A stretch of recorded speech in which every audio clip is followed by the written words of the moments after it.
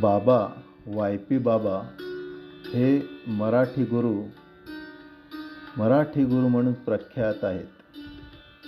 आपल्या संपर्कात येणाऱ्यांना त्याने आपलं मानलं, आपल्याच घरातलं परिवारातलं एक मानलं.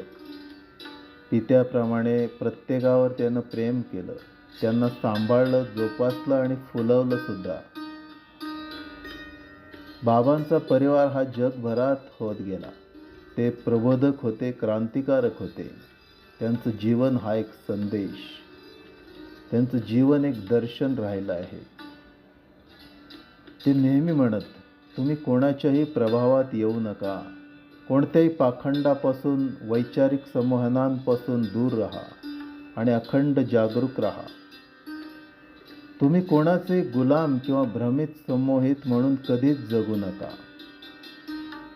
तुमचे मालक तुम्ही स्वतःच आहात, अन्य कोणीही तुमचं मालक असू शकत नाही. यासाठी तुम्ही फक्त जागरूक राहायला हवं, अखंड सावधान राहायला हवं.